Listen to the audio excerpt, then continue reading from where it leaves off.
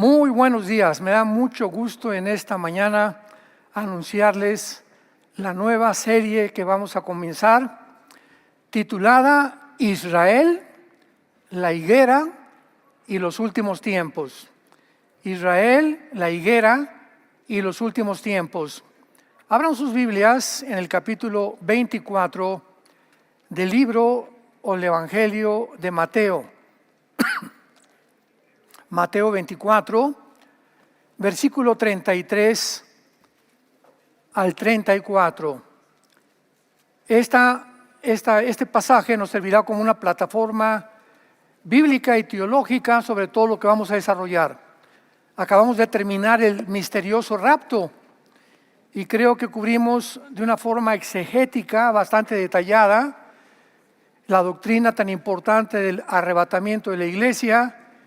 Y vamos a hundirnos, a sumergirnos en esta historia de Israel, la higuera, y demostrar más que cualquier otra cosa, el día y la hora nadie la sabe, pero sabemos claramente que nosotros somos la última generación. Es Jesús hablando en el capítulo 24 de Mateo, versículo 32. De la higuera aprendan la parábola. Cuando ya su rama está tierna y brotan las hojas, saben que el verano está cerca. Asimismo ustedes, cuando vean todas estas cosas, conozcan que está cerca las puertas. De cierto les digo, que no pasará esta generación hasta que todo esto acontezca.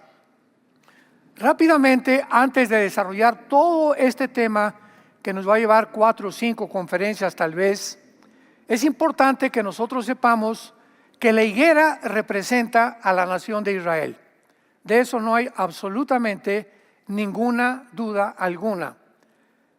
Así que cuando Jesucristo dice que cuando la higuera reverdeciera, que tuvo lugar el 14 de mayo de 1948, cuando Israel resucita, Israel renace nacionalmente como nación soberana, libre e independiente.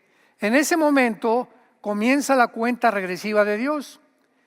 ¿Qué es lo que Cristo nos está diciendo? Que la generación que vea esto no pasará. Será la última generación. No podía ser la generación de la época en la que él estaba viviendo, porque Israel en el año 70 después de Cristo fue expulsada, exiliada a todas las naciones hasta 1948. Así que nosotros somos esa generación. ¿Cuándo sucederán todas estas cosas? No sabemos si en 2025, 2028, 2030, pero somos la última generación bíblica que nos da realmente el privilegio de poder prepararnos ya, tomar en serio a Dios por todo lo que se viene en el mundo y estar atentos en cualquier momento de oír una trompeta en el cielo, que solamente los cristianos la van a oír. Oír una voz que es la de Jesús y cuando menos lo esperemos, estamos con Él. Para irnos con Él al cielo. En Juan capítulo 14, Jesucristo dijo, no se turbe su corazón ni tenga miedo. En la casa de mi Padre voy a preparar lugar para ustedes. Y cuando me fuere, vendré por ustedes y os tomaré a mí mismo para que donde yo estoy, ustedes estén. ¿A dónde está Cristo? En el cielo. Entonces, el rapto no puede ser la segunda venida, porque la segunda venida, Él viene y baja y no nos lleva al cielo. Baja con nosotros a establecer su reino milenial. En Juan 14 le está prometiendo que cuando venga es para irnos con Él al cielo. Y cuando estemos en el cielo, aquí abajo, van a pasar los 7 años de la tribulación. Y mientras nosotros en el cielo vamos a ser juzgados. No por la salvación, porque ninguna condenación hay para el que esté en Cristo Jesús. Ya estamos completamente cubiertos y garantizada nuestra salvación. vamos a ser juzgados por todo lo que hicimos o dejamos de hacer desde el momento en que tú y yo nos convertimos. Porque nuestro pasado antes de nuestra conversión no existe. Como está más lejos el occidente que el oriente, Dios hizo alejar de nosotros todas las cosas que hicimos en el pasado. Tus asesinatos, tus robos, tus adulterios, tus abortos, tus mentiras, todo quedó en la cruz de Cristo. El que está en Cristo, nueva criatura es. Las cosas viejas pasaron, de ahí en adelante todo es hecho nuevo. Muy bien. Todo esto lo voy a desarrollar más adelante, pero quiero comenzar con el aspecto histórico, porque si no conocemos la historia, no podemos entender nada de lo que está pasando. A través de la historia, una de las más frecuentes preguntas que los cristianos han hecho es ¿cuándo y cómo regresará Cristo? Sin embargo, ha sido precisamente en el siglo XXI donde nos encontramos cuando por primera vez en toda la historia un hombre es capaz de gobernar el mundo. Hace 15 años todavía no era posible, mucho menos el siglo pasado. Por el avance impresionante de la tecnología, de la cibernética y de la genética, ahora es posible que un hombre, como la Biblia lo profetizó, llamado el anticristo, pueda tener el control del mundo mediante el control económico de un chip. Mediante una marca que será puesta en la mano derecha o aquí en el entrecejo, en la frente, y nadie va a poder vender, comprar ni tu carro, ni pagar la renta, ni comprar en el Oxxo, ni ir a desayunar. No vas a poder ni pagarle una Uber, no vas a poder hacer nada si no tienes esa marca. Un control total que es a donde se dirige el mundo desde la pandemia. La pandemia fue un ejemplo de la forma como los gobiernos totalitarios, ¿verdad? Los gobiernos autoritarios aprovecharon para ejercer sobre nosotros una coerción de nuestras libertades y derechos individuales y humanos, aprovechándose de la supuesta falsamente llamada ciencia. Tristemente, la mayoría de las iglesias cristianas no estudian las profecías bíblicas, por lo que ha habido una explosión de falsas enseñanzas proféticas. La sana doctrina ha sido reemplazada por mensajes inofensivos. O sea, ya no se quiere predicar el pecado, el infierno, la segunda venida, el arrebatamiento de la iglesia, el juicio del gran trono blanco, el juicio de los cristianos arriba en el cielo. Nada de eso, todo es ahorita sugar coated, como le llaman en inglés, cubierto con azúcar para que la gente no se vaya y siga viniendo a la iglesia. Y el evangelio bíblico ofende. ¿Por qué? Porque es la palabra como una espada que penetra a lo profundo de tu vida y te dice, tú estás viviendo mal, tú eres un pecador, eres una pecadora, necesitas arrepentirte de tu vida, cambiar de dirección y creer en la cruz lo que Dios hizo en tu lugar con la sangre de Jesucristo. Pero como amenaza a nuestra libertad personal y como a mí no quiero que me diga nada a nadie y como ya tengo yo mi religión y nadie me la va a quitar, no hay ningún problema. Pero ya fuiste expuesto a la luz y el rechazo de esa luz es la razón del juicio venidero. En este tiempo, cuando todos los eventos proféticos están siendo cumplidos literalmente en las páginas de la Biblia y en la mayor parte de los medios de comunicación, los cristianos realmente están o dormidos o están anestesiados o se acostumbraron nada más al domingo en la mañana como su vida cristiana. En Lucas 18:7, Cristo hizo una pregunta. Cuando el Hijo del Hombre venga, ¿hallará paz en el mundo? O sea, fue una pregunta capciosa, adelantándose proféticamente a saber que cuando Él venga, vendrá un mundo donde reinará la apostasía de la iglesia. Ahora, han transcurrido 2000 años desde que Jesús se fue al cielo. Y como cristianos tenemos que tener dos cosas. Vamos a poner las bases. Tenemos que tener dos cosas muy en claro. Número uno, nadie conoce el día o la hora del regreso de Jesús. Mateo 13:32. Nadie conoce el día y la hora. Esta última semana he oído 3 o 4 que mandaron a mi WhatsApp diciéndome, es que dijo que el 28 de septiembre, otra persona que el 13 de septiembre, otra señora, no, es que a mí se me apareció Jesús y me dijo en sueños que venía el 10 de octubre. Todas estas son amarillismo profético, fanfarronerías que no es posible de creerlas. Porque el día y la hora, vamos a ver que aunque no sabemos el día y la hora, podemos saber los tiempos en que nos encontramos y lo vamos a demostrar con la palabra de Dios.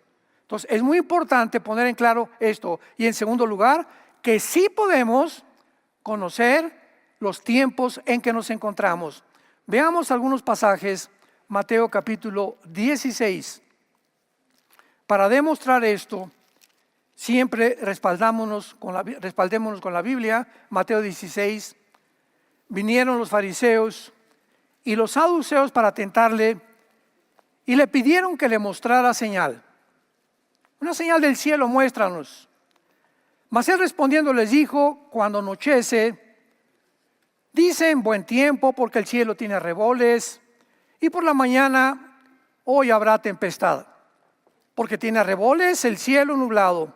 Hipócritas que saben distinguir el aspecto del cielo, mas las señales de los tiempos no podéis.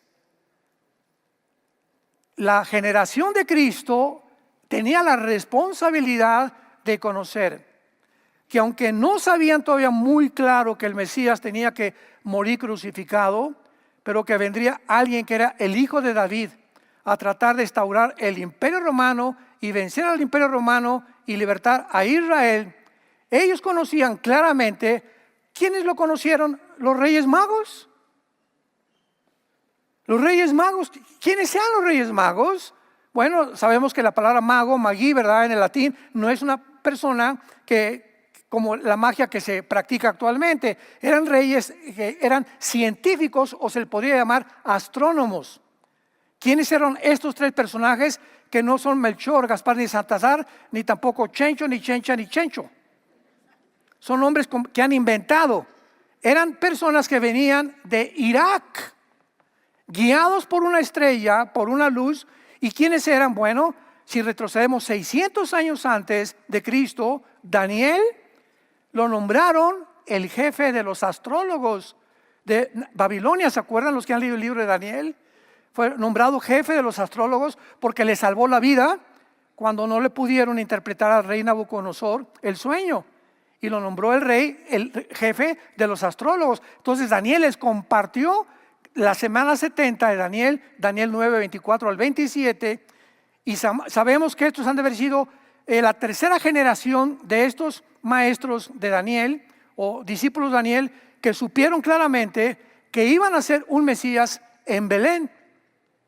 Y cuando llegan le preguntan a Herodes, que se asustó, ¿dónde está el rey de los judíos? El único que sabían. Viene un rey a conquistar y a surgir el imperio completamente israelí sobre el mundo entero. Entonces Cristo se enoja con los fariseos, que ellos eran los estudiantes de la ley. ¿Cómo no saben distinguir las señales de los tiempos? Veamos otro ejemplo en la primera carta a los Tesalonicenses, capítulo 5, que también Pablo los exhorta por ignorar las señales de los tiempos en que ellos no podían ser engañados y fueron engañados, por lo que les mandó la segunda carta a la iglesia de Tesalónica. Primera de Tesalonicenses 5, dice Pablo, pero acerca de los tiempos y de las ocasiones, no tienen necesidad, hermanos, no tienen necesidad, hermanos, que yo les escriba. O sea, ustedes ya ¿Para qué les mandé hace poco la doctrina del arrebatamiento de la iglesia? Les acabo de compartir todo lo que está viniendo en el mundo y no tiene necesidad, porque ustedes saben perfectamente bien que el día del Señor, o sea, el día del Señor es la tribulación, los 7 años de la tribulación o la semana 70 de Daniel. Ustedes saben perfectamente bien que la tribulación vendrá como ladrón en la noche, que cuando digan paz y seguridad, vendrá sobre ellos destrucción repentina.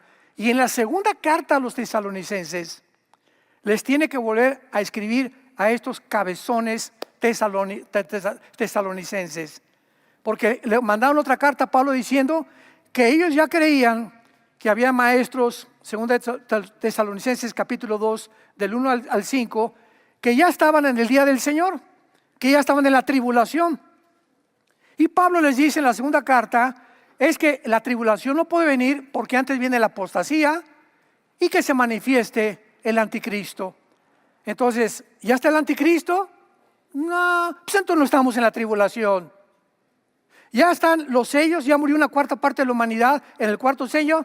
No, pues entonces ¿por qué es que ya estamos en el cuarto sello? Hay gente que así me ha dicho, estamos en la quinta trompeta. Le dije, pero ¿de qué fumaste anoche? Increíble, increíble que haya tantos cristianos con una mente tan oscurecida de ignorar los tiempos y las señales que Dios quiere que tengamos.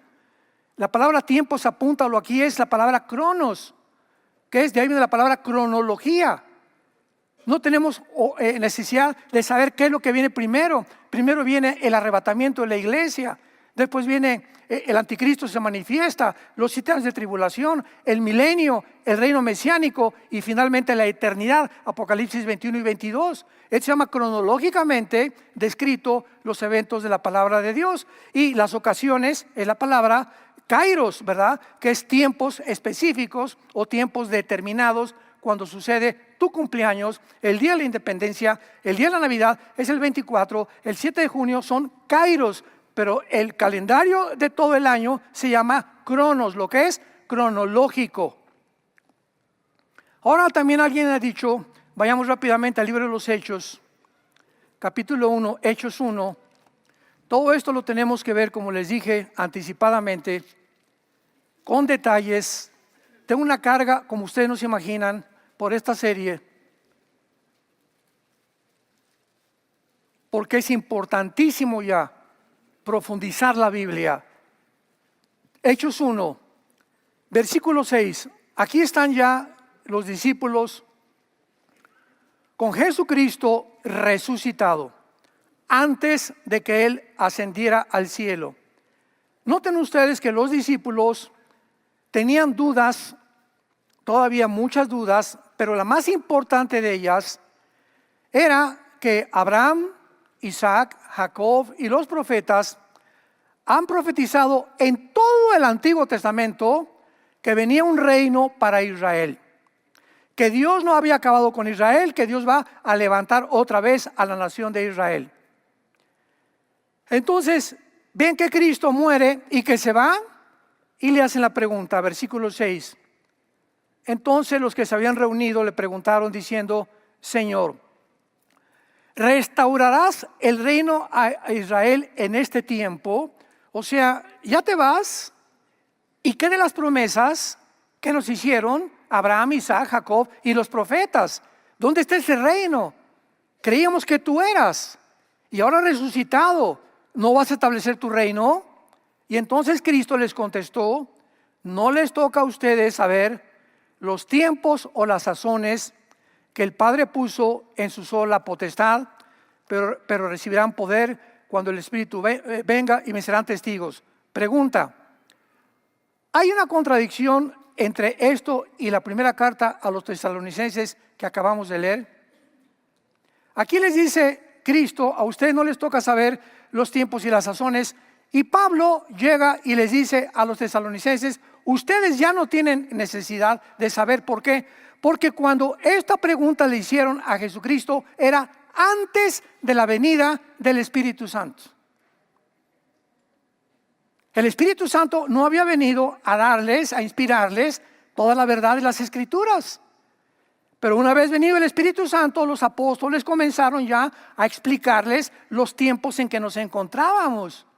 Entonces, si no entendemos el Antiguo del Nuevo Testamento y la ocasión cuando las cosas se dijeron, comenzamos a hablar barbaridades. No se pueden saber ni tampoco los tiempos. Y usan este versículo, por el amor de Dios, lee un poco más profundamente la Biblia. Fue dicho cuando el Espíritu Santo no venía y no les toca a ellos saber. Pero el Espíritu Santo vino ¿a qué cosa? A guiarnos a toda la verdad. Muy bien. Y veamos también Ezequiel capítulo 38. Estos son algunos pocos pasajes para probar que sí podemos saber los tiempos en que nos encontramos. Ezequiel 38. Este pasaje de Ezequiel es la profecía más detallada que hay en la Biblia, en el Antiguo Testamento. Porque se profetiza, damas y caballeros, santos de Dios, las naciones que existieron en el antiguo pasado o en el Antiguo Testamento, que tenían otros nombres, algunas de ellas, y que estas naciones que no existían, muchas de ellas, se iban a formar una confederación política, una alianza militar y política para venirse en los tiempos finales, y lo vamos a ver, iba a ser después que regresara Israel. Esto fue escrito hace 2700 años. Entonces vemos nosotros que no se podía cumplir. Y esto tiene que cumplirse desde el momento que Israel se regresó a su tierra. Porque si Israel no hubiera regresado, esto no se podía cumplir. Número uno. Número dos. Si estas naciones que ahorita ya existen y que han formado ya esta alianza, nos damos cuenta que esta guerra, que es el Armagedón, Ezequiel 38 y 39 describen la tercera guerra mundial y las naciones que estarán involucradas para exterminar a Israel finalmente. Y al terminar el capítulo 39 nos muestra de qué forma en ese tiempo Dios restaurará a Israel, los judíos se convertirán y jamás volverá a haber otra rebelión en contra de Dios. Pero veamos rápidamente, por ejemplo, en el versículo 5, la palabra Persia. En 1935 se cambió el nombre de Persia a Irán, a la República de Irán, cuando los ayatolas echaron fuera de Irán a la familia de los Shah, el Shah de Irán. Muy bien, entonces este nombre de Persia, cuando lo veas en el Antiguo Testamento, corresponde a la nación de Irán. En 1979 se le volvió a cambiar el nombre a la República Islámica de Irán, donde estos dos ayatolas que ahorita rigen a Irán, Ramallah, que es el jefe del grupo terrorista de Hezbollah, son los terroristas y la nación que sostiene a Hamas, a Hezbollah, a ISIS, a Al-Qaeda, a los talibanes y a los hutis de Yemen. Irán actualmente, ahorita, en el mes de septiembre del 2024 del siglo XXI, es la nación más grande terrorista del mundo y la que sostiene a todos los grupos terroristas con solo un propósito: exterminar a la nación de Israel. Qué interesante que Irán va a formar parte del ejército del anticristo, de los que se van a venir en contra de Israel. Luego tenemos a Cush y a Phut. Todo esto ya lo vimos en algunas otras series, pero es un repaso muy breve. Cush y Phut. ¿Cómo sabemos quiénes son Cush y Phut? Versículo 5, porque en Génesis 10, versículo 2 y 3, búsquenlo en el YouTube. Tengo toda la serie sobre la guerra del 38-39 de Ezequiel, explicado con muchos detalles. En Génesis 10, versículo 2 y 3, fueron hijos de Cam. ¿Quién es Cam? Sem, Cam y Jafet fueron los tres hijos de Noé, de donde tú y yo descendemos. no de Toluca, ni tampoco de Atlacomulco vienes. Todos absolutamente nosotros descendemos de 3 hijos de Noé. Los jafetitas formaron todo lo que es el mundo anglosajón europeo. Toda la gente güera, de ojos claros, blancos, son anglosajones descendientes de Jafet. Todos los semitas, los de Sem, son todos los árabes y los judíos también, y forman parte casi de todo el, pues se llama Medio Oriente, porque son judíos y árabes. No hay cosa, ni ha existido jamás nada como palestinos. Los palestinos son árabes que se adjudicaron un nombre nuevo que no existe. Existía la Palestina, que fue un emperador romano, Adriano, que le cambió el nombre a Israel, porque querían borrarle el nombre de Israel y le pusieron la Palestina. Pero en la guerra de 1967, cuando llegan los judíos y sacan a 5 naciones árabes, le cambiaron el nombre, y la Franja de Gaza, que pertenecía a Egipto, Cisjordania, que pertenecía a Jordania, y el norte de las colinas de Golán, que estaba Siria, fueron completamente desubicados. Israel tomó posesión a través de la guerra de algo que les habían quitado anteriormente. Y los árabes, que cuando llegaron los judíos en el 48 se encontraban ahí en la tierra, eran árabes. Y cuando se les propuso el programa inglés de la partición del Medio Oriente para que se repartieran aquí los árabes y aquí los judíos, ellos lo rechazaron, lo hicieron a un lado. Y entonces se fueron a la Franja de Gaza, que estaba controlada por Egipto, no por Israel, y comenzaron a cambiarse el nombre de palestinos. ¿Por qué? Porque las naciones árabes a las que ellos pertenecían, ninguna de ellas los aceptó. Y no le convenía a la Liga Árabe de aquellos tiempos de que sacaran un grupo de árabes de Israel, porque siempre ha sido el propósito de la hermandad musulmana, que fue fundada por Al-Anamán y por Husseini, y después por Yasser Arafat, que fue discípulo de Husseini, y que se unieron con los nazis, se unieron para destruir a Israel. Se suicida Hitler, y todavía en los 50 continúan con el proyecto de exterminar a Israel. Todo esto es importantísimo para que nosotros podamos entender las profecías bíblicas. Ahora bien, lo que hace el regreso de Israel a su tierra, un evento único y milagroso, es que el renacimiento de Israel en 1948 se ha ocultado del mundo bíblicamente, porque si no tienes la Biblia, bueno, pues Hitler, ¿verdad? En los campos de concentración, 6 millones de judíos murieron, etcétera, etcétera. Pero ¿cómo es posible que este pueblo de casi 2000 años de exiliados hayan regresado en un día a formar una nación, rodeados de enemigos, de más de 25, 30 millones de enemigos que han querido siempre exterminarlos? Veamos esta profecía en Isaías capítulo 66, tan clara, que hace 2600 años, 2700 años, la Biblia escribió. Isaías 66, versículo 8. Comienza con una interrogante y dice: ¿quién oyó cosa semejante? O sea, ¿quién ha oído algo parecido a lo que vamos a ver? ¿Quién ha visto tal cosa? ¿Concebirá la tierra en un día? ¿Nacerá una nación de una vez? Pero en cuanto Sión estuvo de parto, dio a luz a sus hijos. Un milagro se define cuando se desafían las habilidades o la natural comprensión del ser humano.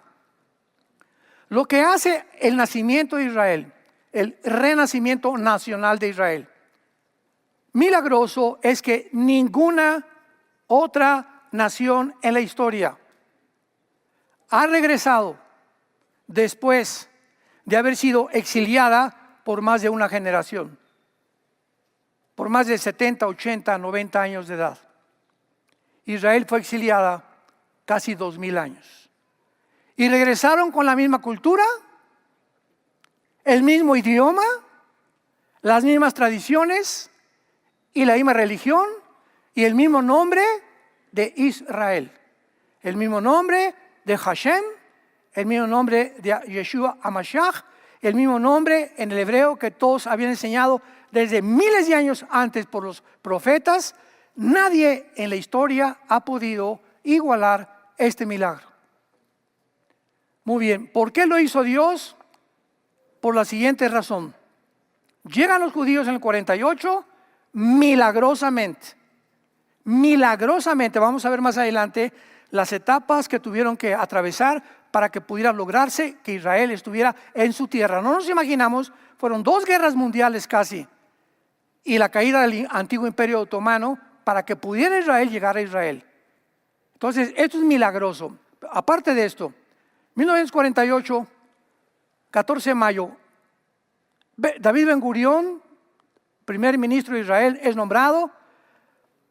A las 10 horas después que Ben Gurión declara la independencia de Israel, se les vienen encima los árabes.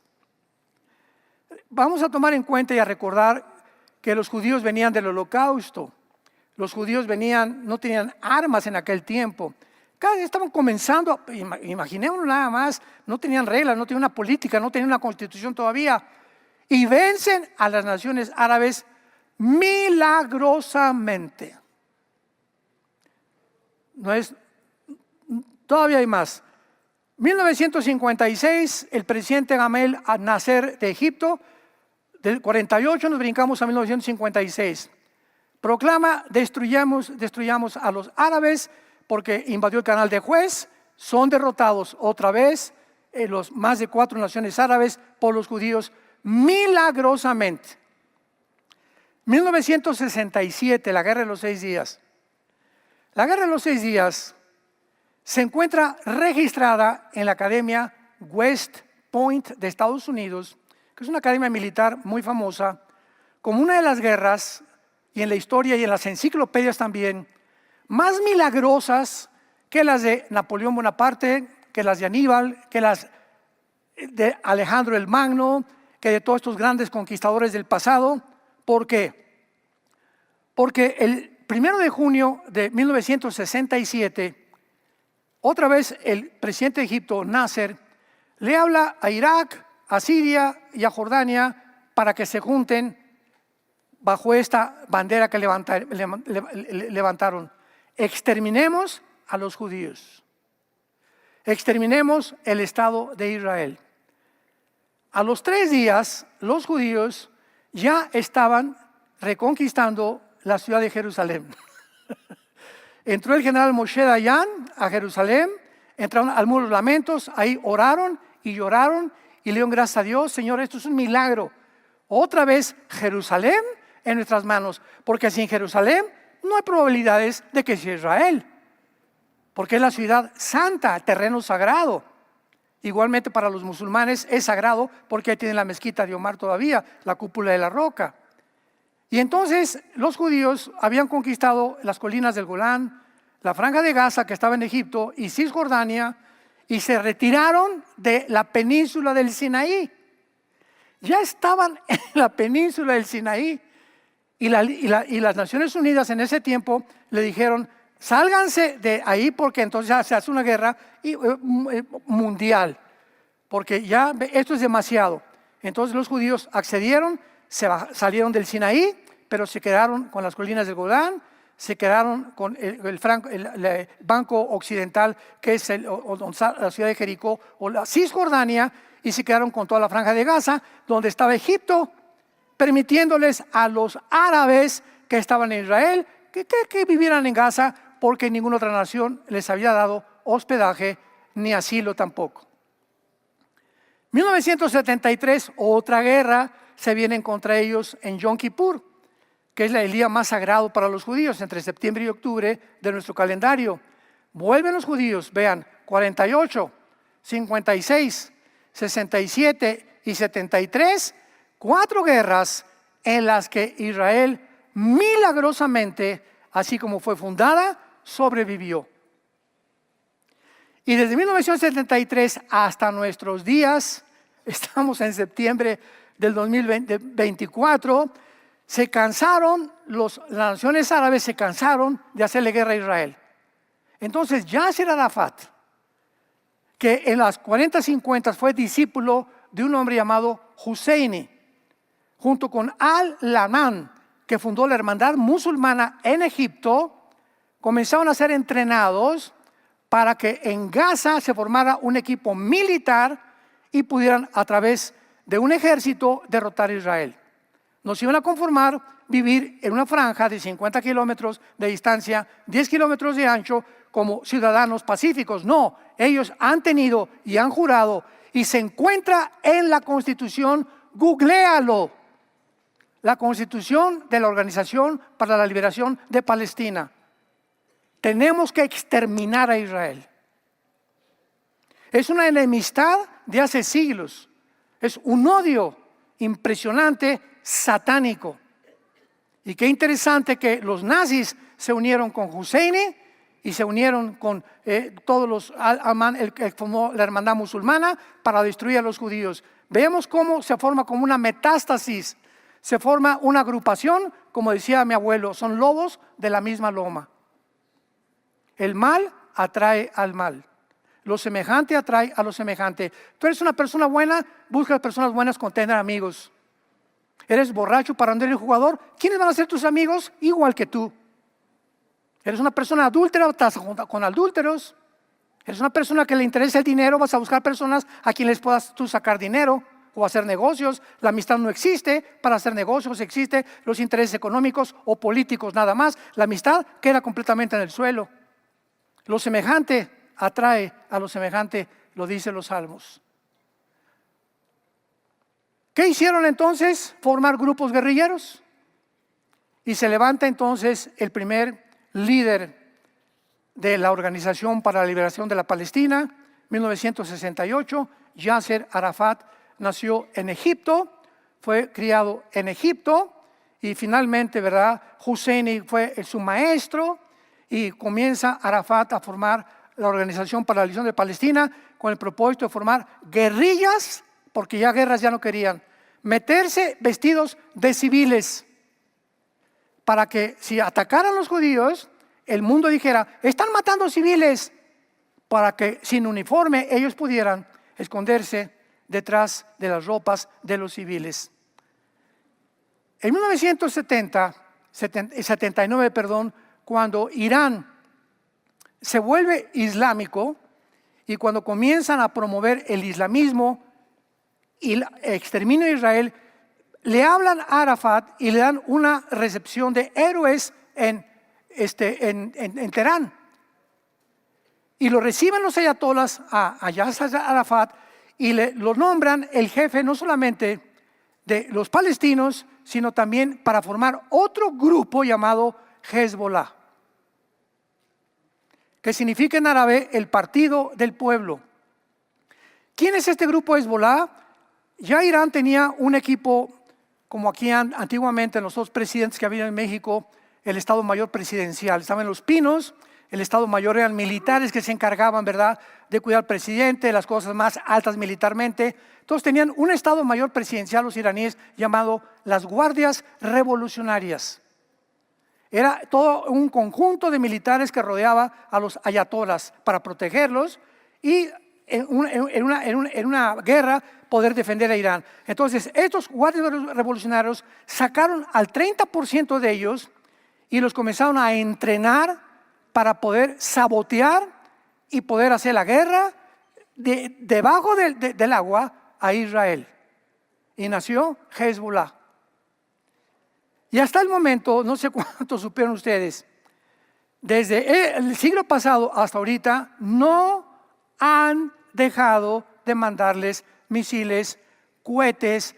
Las Naciones Unidas están 90% en contra de Israel. Los medios de comunicación, lo vimos ahora el 7 de octubre, llega un grupo de 2,000 asesinos, guerrilleros, a cometer un genocidio dentro de Israel, en los kibbutz, meter a los niños recién nacidos en los hornos microondas, sacarles los ojos enfrente a los papás, abrir a las mamás de su vientre, cortarles la cabeza, cortarles las orejas, quemar después sus casas. Se van y se llevan a los rehenes vamos a traerlos para que nos sigan los soldados en Israel, y vamos a la franja de Gaza, y ahí los vamos a esperar y les hacemos una trampa y acabamos con Israel. Y todo les salió al revés, aunque todavía tienen más de 100 rehenes, que va a ser muy difícil que los suelten, pero hasta este momento casi jamás está deshecho. Y acabamos de ver hace 3 o 4 días la tecnología más grande militar del mundo en la historia del ser humano. Hace 3 días los ayatolas hace algún tiempo ya preveían que los radios, los celulares, los iPhones, los judíos tenían un control impresionante tecnológico por control satelital, y los podían descubrir dónde estaban. Entonces se deshicieron de todos los celulares y compraron beepers. Más de 10,000 beepers. Y los repartieron a todo Hezbolá. Me río, ¿verdad? Porque digo, esto es algo fenomenal, porque todos son asesinos todos. Son asesinos, carniceros, sangrientos. Es una banda completamente demoníaca. Y entonces en sus beepers de repente mandan una señal los judíos. De alguna forma los judíos interceptaron 10,000 beepers, tal vez antes de la fábrica cuando llegaron allá a Irán, pero tiene una tecnología impresionante, y por control remoto los hicieron explotar. Han muerto como 15 nada más de Hezbolá, pero otros, ¿verdad? Bueno, total que se quedó Hezbolá ahorita completamente derribado, jamás completamente derribado, y vemos nosotros por qué no han podido acabar con Israel. ¿Por qué no han podido destruirlo? ¿Cómo es posible que esto haya sucedido en el mundo que vivimos? Y ahorita Rusia, Putin dice, esto de Israel es fenomenal, dijo. Es absolutamente increíble. ¿A quién se le hubiera imaginado? Ni en la Guerra de las Galaxias, ni en las películas de Julio Verne, pudimos ver lo que acaba de hacer Israel con un ejército sin mandar nada, desde lejos destruirlos. Y terminamos leyendo Jeremías capítulo 35, que nos dé la respuesta a la Biblia para todos los que tengan oídos, que oigamos lo que la Biblia dice y lo que ha prometido a la nación de Israel. Jeremías capítulo 31, Jeremías 31, 35 y 36. Antes de leerlo, termino con esta frase. Cuando Dios, tenemos que entender, cuando Dios planeó formar una nación, los seres humanos estamos en planeta Tierra. Dios tenía que buscar la manera de que esos seres humanos lo conocieran a Él.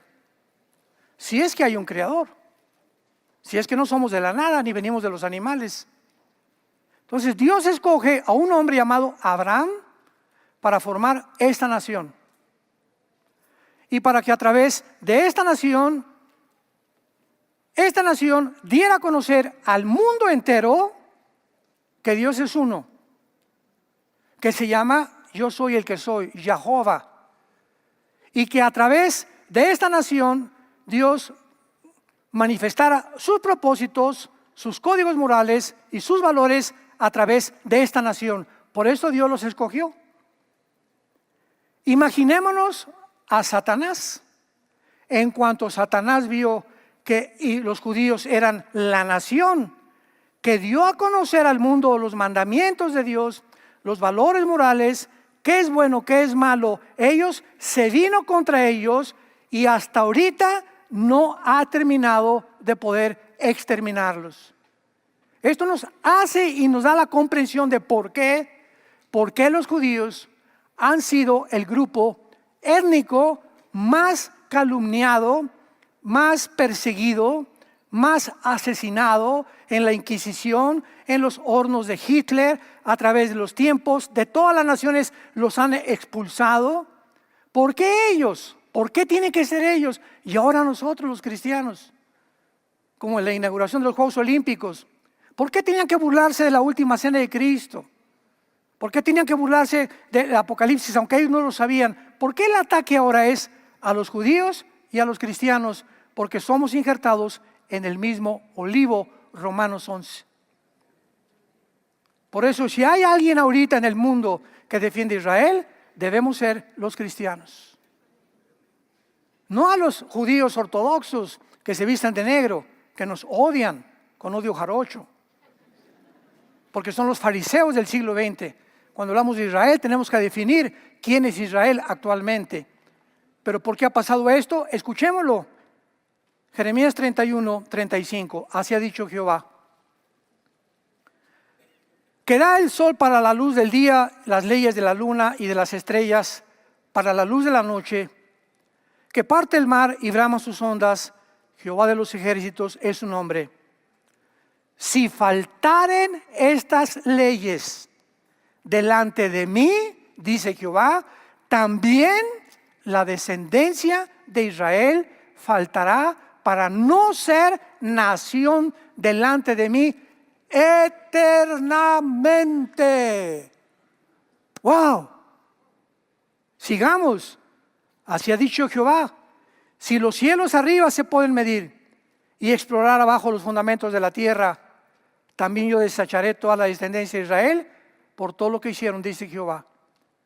Dios pone testigos y dice: el día que falten las leyes cósmicas, el día que alguien pueda llegar al fondo de la tierra, o que pueda encontrar y descubrir el espacio, ese día yo desecho a Israel. Por eso Israel es indestructible. Ahora, ¿cuál es el ejemplo para todos nosotros? Que Dios es fiel al que llama.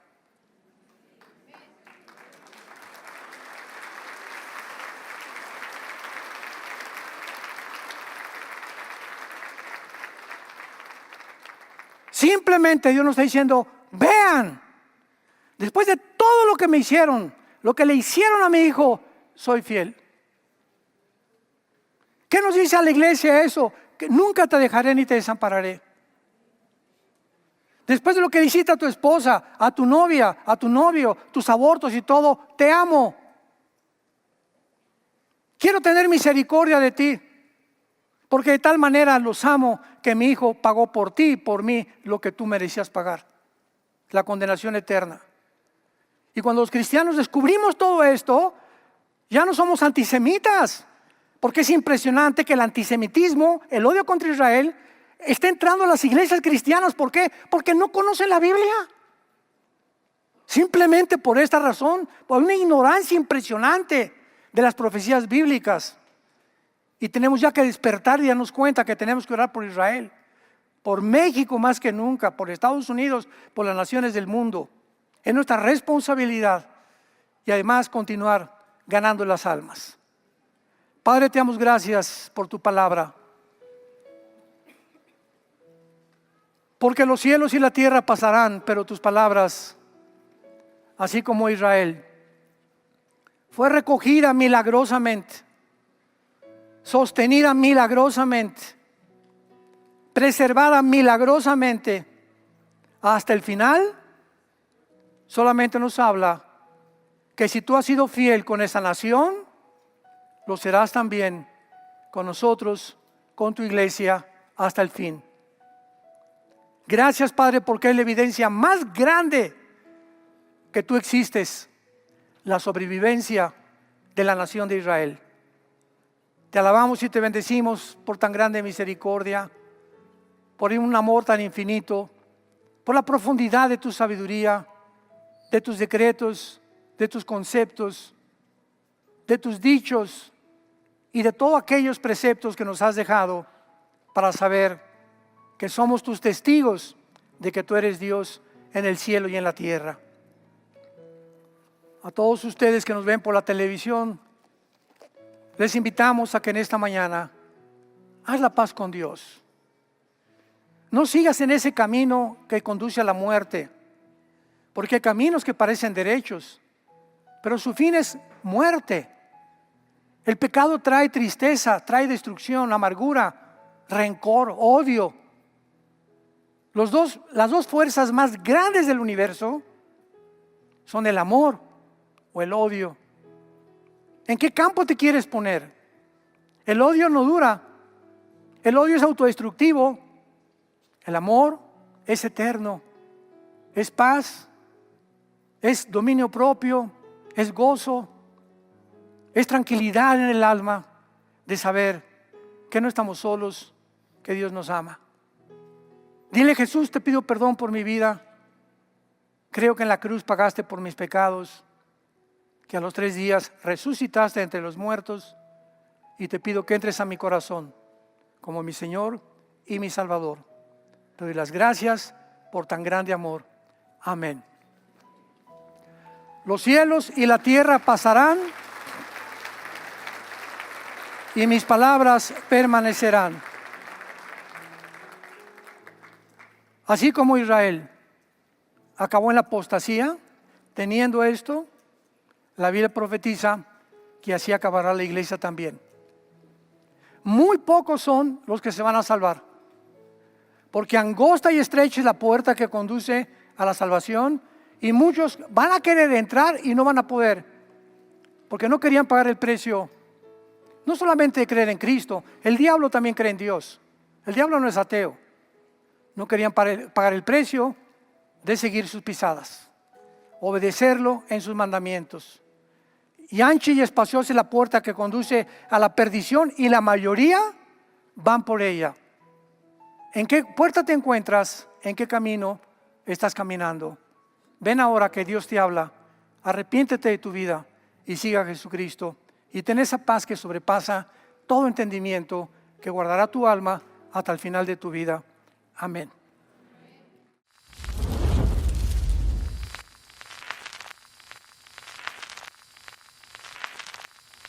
Hola, ¿qué tal? Me da mucho gusto saludarles, y quisiera simplemente comunicarles que gracias a todos ustedes a través de todas las naciones del mundo que aman la palabra de Dios y que realmente están interesados en que nosotros, como organización Vida Nueva para el Mundo y Armando Alducin Ministries, continuemos predicando el Evangelio de la gracia de Jesucristo, y que podamos nosotros continuar haciéndolo gracias a sus donaciones.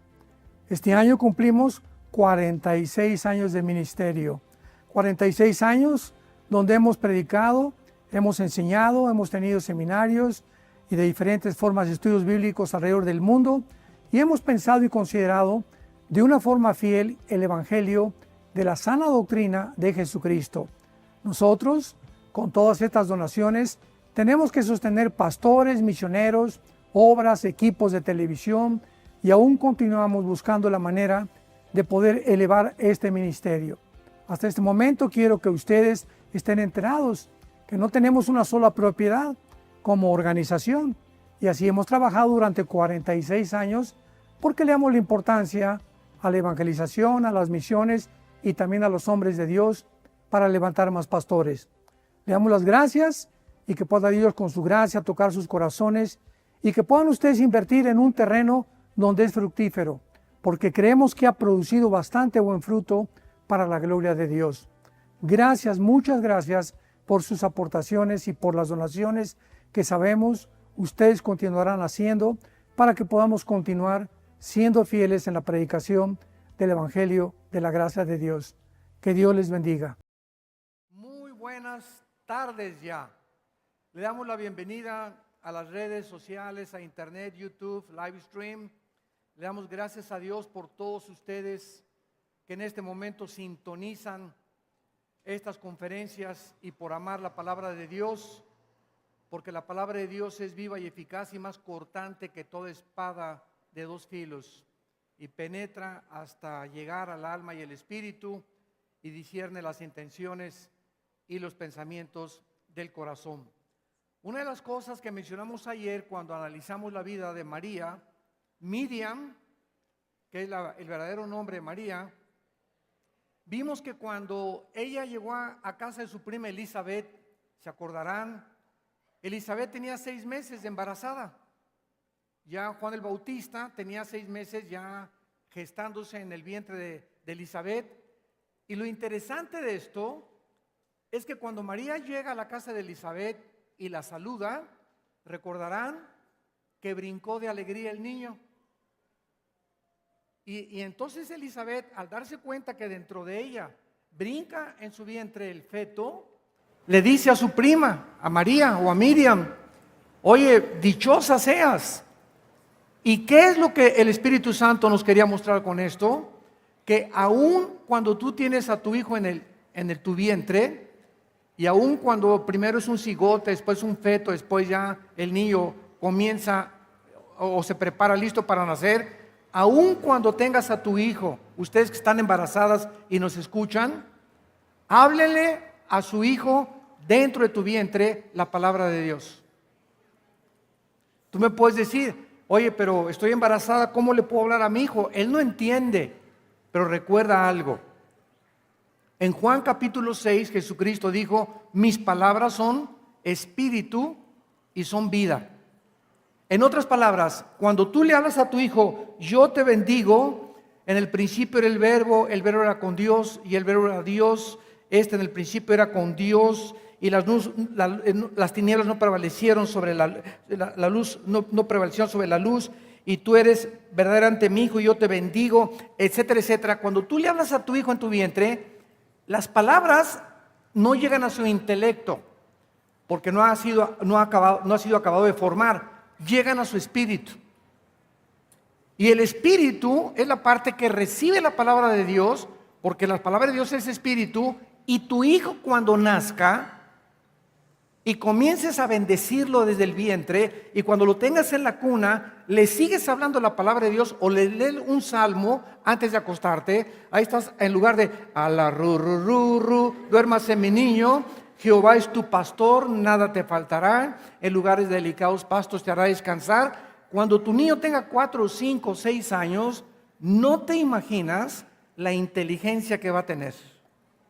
¿No se imaginan ustedes el poder de la palabra de Dios y de la oración sobre todos los niños, ya desde antes de que vengan a este mundo? Esto es lo que el Espíritu Santo nos quiso dar a entender, que brincó de alegría, y dice de alegría, o sea, a los 6 meses el bebé dentro del vientre de Elizabeth ya estaba recibiendo la palabra, y de alguna manera su espíritu estaba afectando sus emociones y sentimientos, que es donde se alberga en el alma la alegría, el gozo, la tristeza, etcétera, etcétera. Entonces, qué profunda es la palabra de Dios. Éxodo capítulo 17, versículos 8 al 16. Entonces vino Amalec y peleó contra Israel en Refidim. Y dijo Moisés a Josué: escógenos varones y sal a pelear contra Amalec. Mañana yo estaré sobre la cumbre del collado y la vara de Dios en mi mano. E hizo Josué como le dijo Moisés, peleando contra Amalec. Y Moisés y Aarón y Hur subieron a la cumbre del collado. Y sucedía que cuando alzaba Moisés su mano, Israel prevalecía. Mas cuando él bajaba su mano, prevalecía Amalec. Y las manos de Moisés se cansaban, por lo que tomaron una piedra y la pusieron debajo de él, y se sentó sobre ella. Y Aarón y Hur sostenían sus manos, el uno de un lado y el otro de otro. Así hubo en sus manos firmeza hasta que se puso el sol. Y Josué deshizo a Amalec y a su pueblo a filo de espada.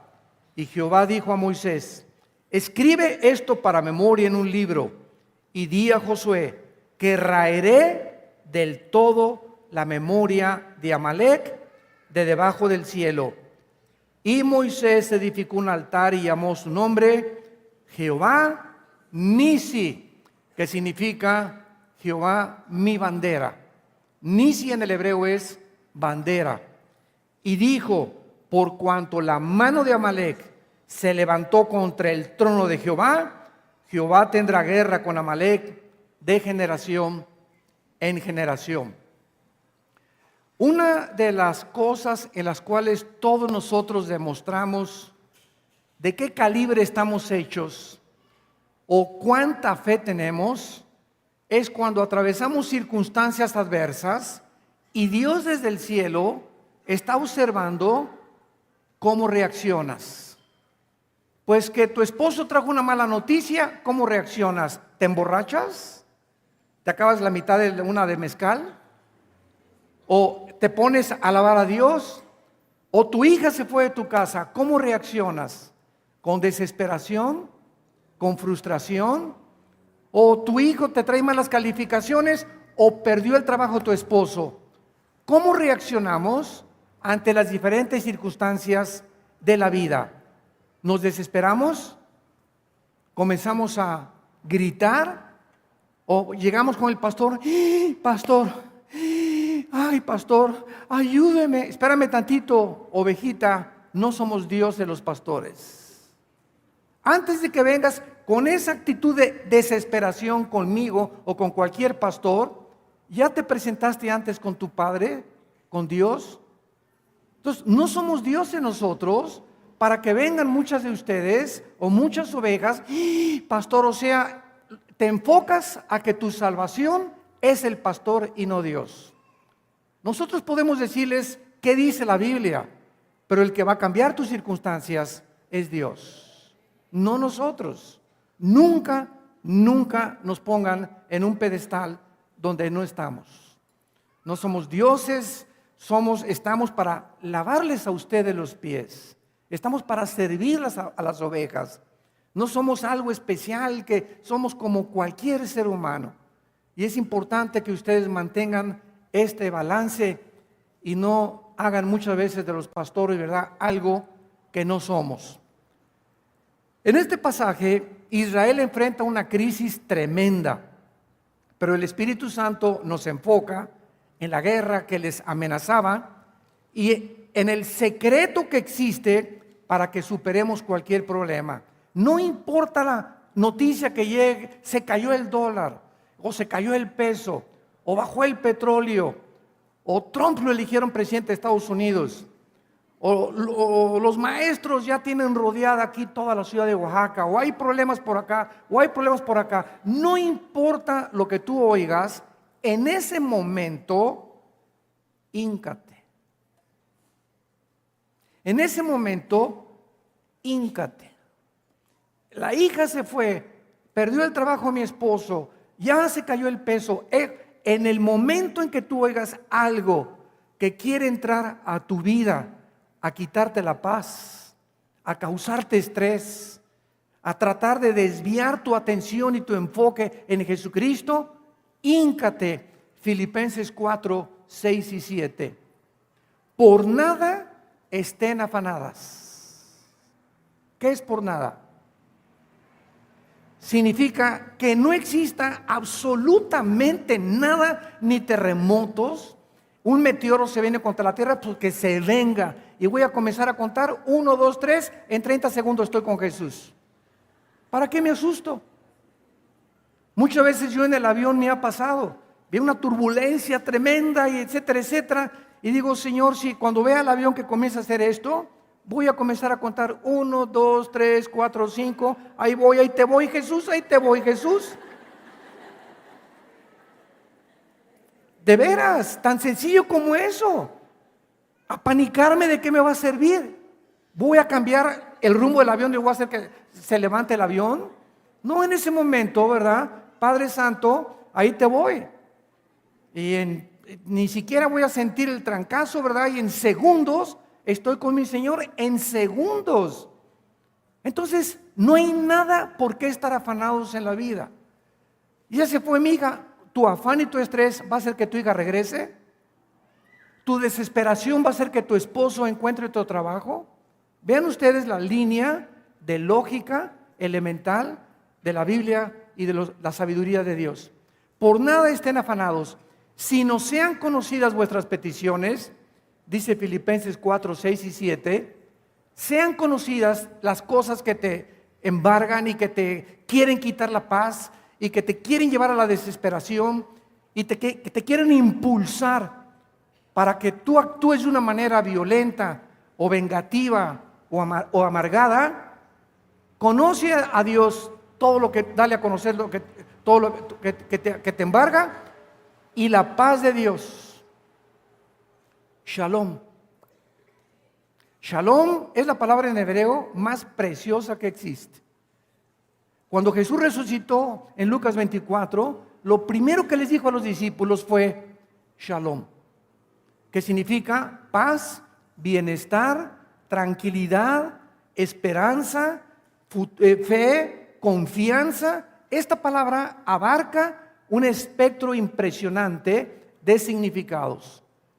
Y saben ustedes que hace 2000 años, Cristo al decir Shalom les dejo, por nada estén afanados, Cristo hace 2000 años le estaba dando la respuesta a la psiquiatría y a la medicina, porque hace 3 años descubrieron la Clínica Mayo en Rochester y el Hospital Hopkins en Estados Unidos, que son las 2 clínicas más prestigiadas de salud en el mundo, coincidieron por primera vez que el 70% de las enfermedades mentales, emocionales y físicas tienen el mismo común factor denominador: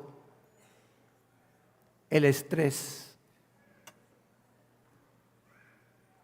El estrés. Y los hospitales psiquiátricos, ¿saben cómo manejan a todas las personas que se encuentran ahí? Con chochos. Un psiquiatra, que es la persona autorizada médicamente para recetar tranquilizantes nerviosos, ¿cómo puede curar una esquizofrenia, una paranoia, una psicosis, una psicopatía? No hay manera de entrar a lo más profundo del ser humano, porque el problema no se encuentra en el cerebro, se encuentra en el espíritu. Entonces, el estrés es la enfermedad número 1 del siglo XXI. Se recetaron más de 600 billones de tranquilizantes nerviosos en el siglo XX.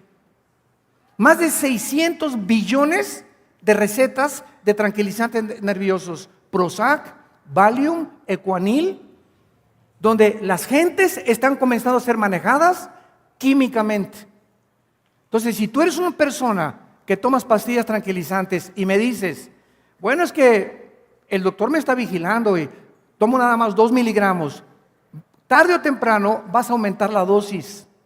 Tu cuerpo se comienza a adaptar a los químicos y cuando menos tú lo esperas, dependes de las pastillas tranquilizantes para estar tranquila. ¿Y Jesús dónde está? Está fuera completamente de la ecuación. Has cambiado a Jesús por los químicos y las recetas que solo Cristo puede cambiar tu estado de estrés en que te encuentras. ¿Qué es el estrés? El estrés es un estado de intranquilidad interior. Es un estado de odio, de rencor, de amargura, de temor. Que algo va a suceder y las cosas no van a pasar como yo pienso. Y si mi esposo pierde el trabajo, o si se muere y no me deja el seguro social, o si la casa se quema, o si esto sucede, son anticipaciones de problemas que no han llegado y que están convirtiendo tu vida en desenfocarte del origen de nuestra paz, que es Jesucristo. Cuando tú te hincas ante cualquier circunstancia y le dices, Padre Santo, mi hija, el trabajo o lo que sea, Señor, que no haya nada alrededor mío que me robe esa paz que yo necesito, escúchame muy bien, porque si tú no tienes paz cuando oras y cuando lees la Biblia, el Espíritu Santo no se puede comunicar con tu espíritu. ¿Me siguieron? Tú no puedes venir a la Biblia. Señor, Señor. O hincarte, ay Señor, ay Señor. Y el Espíritu Santo dice, hasta que te aplaques, hasta que te calmes, vas a poder discernir mi voluntad. Pero en ese estado, tú no puedes discernir la voz de Dios. Y si te mantienes así 4 o 5 días, o una semana o 2 semanas, en un estado interno donde algo te preocupa, que va más allá de la fe, porque ya caes en la incredulidad. Cuando llegamos a un estado de estrés, donde nos quita el sueño los problemas, estamos viviendo en incredulidad. Porque no es cierto que creemos que Jesús es nuestra paz, nuestra bandera y nuestro Salvador. Entonces, cuando hay incredulidad, Dios no actúa, porque sin fe, Hebreos 11:6, es imposible agradar a Dios. Dios se mueve, tenemos que entenderlo. Cuando Dios ve la confianza nuestra, que caemos de rodillas, Señor, Señor, y comienzo a alabarlo, y me olvido ahorita de mi hija, me olvido del trabajo de mi esposo, te comienzo a adorar, me comienzo a enfocar en tu grandeza, estás sentado en el trono, eres el Altísimo, no hay nadie más alto que tú, no hay nadie aquí abajo en la tierra que me pueda resolver los problemas, porque tú eres el que estás arriba de todas las circunstancias. Yo soy tu hija. Tú diste por tu vida por mí en una cruz. Y cuando Dios ve eso, actúa. Como lo vamos a ver en la historia de Amalek.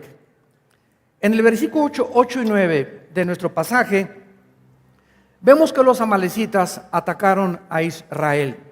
Pelearon contra Israel en Refidim. Los amalecitas eran los más grandes enemigos de Israel, porque fueron el primer pueblo que saliendo de Egipto hacia Canaán los atacó. Los amalecitas no se encontraban en la tierra de Canaán. Acuérdense ustedes que cuando Josué en el capítulo 6 muere Moisés, Josué le dice Dios en Josué capítulo 1, vas a tomar el puesto de Moisés y te esperan 7 ciudades que tienes que conquistar. Pero las ciudades cananitas estaban en la tierra de Canaán. Los amalecitas, esto es muy interesante, no estaban en la tierra de Canaán, vivían en el desierto. Eran una tribu de nómadas. Y fueron los primeros que atacaron a Israel. Porque en el momento que salimos de Egipto y en el momento que recibimos a Cristo, los primeros que nos van a atacar van a ser los amalecitas del siglo XXI, que lo vamos a explicar.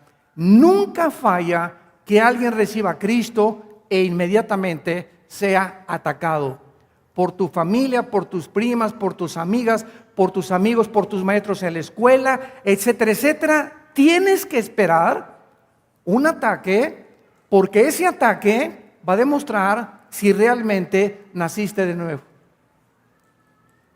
Y si cuando eres atacado y tienes 1 mes en Cristo o 2 meses en Cristo, te comienzas a achicopalar y comienzas, ay, pues mira, bueno, yo no sé si recibí a Cristo, ¿verdad? Pues soy cristiano, pero no soy fanático, ¿eh? No, yo tampoco he cambiado de religión, ¿eh? Y comienzas a seguir el movimiento de las gentes, o te quieres identificar con tus enemigos, en lugar de decirles, sí recibí a Cristo, ¿y qué? ¿Te importa? Ya te lavaron el cerebro, contéstale, y lo necesitaba. Y bien que lo necesitaba.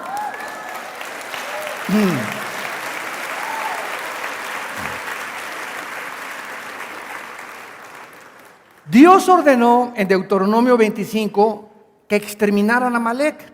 Y recuerdan ustedes que el rey Saúl, por no exterminar a Amalek, le costó el trono.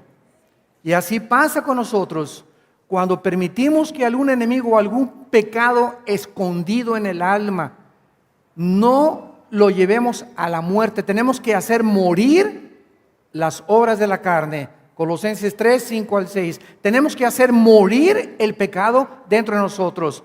No tengas un pecadito por ahí. Bueno, yo no soy tan pecadora como una prostituta, o como un homosexual, o como una borracha, etcétera, etcétera. Yo tengo ahí mis pecaditos ahí guardaditos, pero es una canita al aire nada más. Esas canitas al aire y esos pecaditos que consientes todavía en tu vida son descendientes de Amalek. Es una malecita que te va a hacer algún día, tal vez, costar tu vida cristiana. y abortar tu vida para que no entres a la tierra prometida. Entonces los amalecitas atacaron a Israel. ¿Por qué? Porque se sentían amenazados. Eran un pueblo nómada, probablemente oyeron que salieron de Egipto y dijeron, no, aquí el desierto es de nosotros y ellos nos van a atacar y nos van a exterminar antes de que lleguen a Canaán. Y esa no era la intención de Israel. Nunca los israelitas pensaron atacar a Amalec porque Dios todavía no los había revelado. Pero veamos claramente en Deuteronomio capítulo 25, vayamos a Deuteronomio 25, la forma en la que este ataque se llevó a cabo para poder entender a los enemigos ahora bajo el Nuevo Testamento. Dice en Deuteronomio 25, 17 al 19, acuérdate de lo que hizo Amalec contigo en el camino cuando salías de Egipto. Pongan mucha atención, de cómo te salió al encuentro en el camino y te desbarató. ¿Qué cosa? Los cristianos que van hasta atrás, que nunca oran, que son carnales, son los que van hasta atrás y son a los primeros que ataca Satanás. Los cristianos fuertes, que tienen una vida devocional con Cristo, que tienen una vida de oración, son los que van hasta adelante. Y el diablo nunca ataca a los generales como ataca primero a los que van hasta atrás. Comienza a agarrar a los débiles cristianos, a los carnales, a los que no han tomado a Dios en serio, para comenzar a debilitar la iglesia, para debilitar tu familia y tu matrimonio. Desbarató la retaguardia de todos los débiles que iban detrás de ti. Escucha, cuando tú estabas cansado y trabajado y no tuvo ningún temor de Dios, es precisamente cuando después de mucho trabajar y de tantos problemas de los cuales todos estamos rodeados, es bien fácil romper nuestra comunión con Cristo. Y después ya te das cuenta, tienes 4 días, tu trabajo y para aquí, para allá, y te olvidaste en las mañanas por no tener disciplina, tener tiempo en la Biblia y en comunión con Dios en oración. Y si que te des cuenta en 3 o 4 días o en una semana en la que tú no tienes contacto con Dios en la Biblia y en oración con Dios, no te imaginas cuánto estás debilitada. Y entonces el diablo sabe perfectamente bien que ya tienes 4 o 5 días que no estás fortalecida en el Señor, ni tienes las pilas cargadas y se viene con todo contra ti. El diablo ataca y los demonios a los cristianos que van hasta atrás, a los que están cansados física y mentalmente por los afanes de la vida. Se los voy a explicar de una manera más ilustrativa. Aquí tengo yo este celular y este celular tengo que conectarlo cada 2 o 3 días a una corriente para que al conectarlo haga esto, saca toda la energía que entra al celular y entonces yo lo prendo y me funciona por 24 horas o por 48 horas. Si a este celular yo no lo cargo todos los días e intento apretarle los botones y no funciona, mi esposa me va a decir, oye, ¿qué estás haciendo? Pues estoy esperando que me conteste. Espérame tantito, no lo has cargado, no te puede responder. Bueno, los celulares nos ganan a nosotros porque de acuerdo a la Biblia, la carga que recibimos de Dios nos dura 24 horas nada más. El pan nuestro de cada semana, dánoslo hoy. ¿Así dice la Biblia? El pan nuestro de cada 48 horas. Eso dice Moisés, le dice Dios cuando cayó el maná. Ahí está el principio. Dile al pueblo que no amontonen el maná para el otro día, porque se les pudre. ¿Qué quería Dios enseñarles? que tenían que depender diario de Él. Diario. Tenemos todos los días y nuestra energía viene del cielo.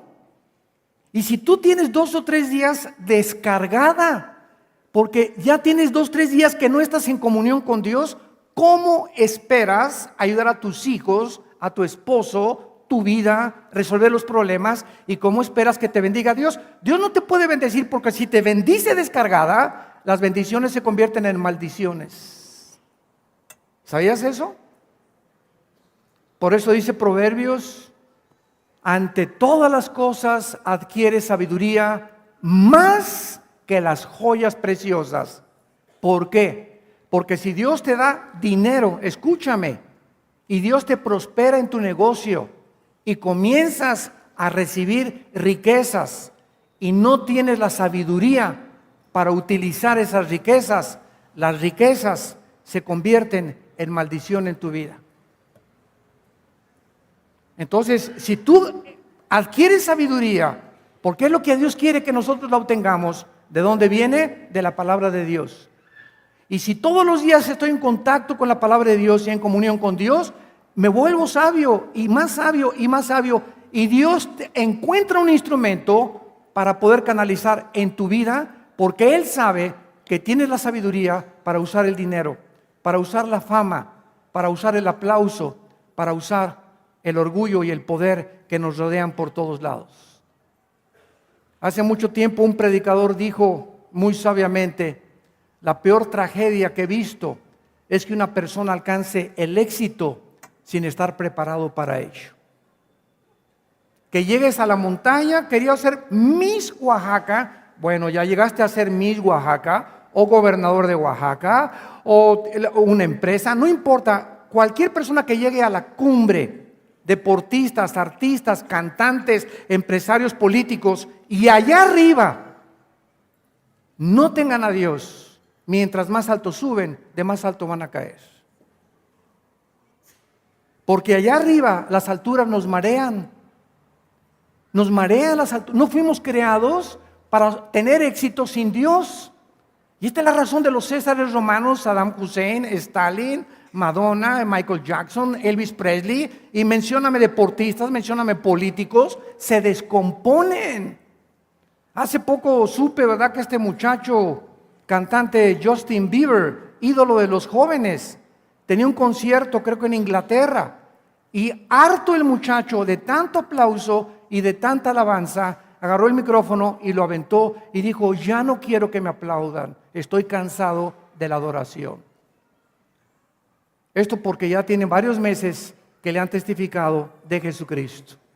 Elvis Presley tenía 500 mujeres ahí en Tennessee antes de morir, formadas en 5 cuadras, esperando tener relaciones con él.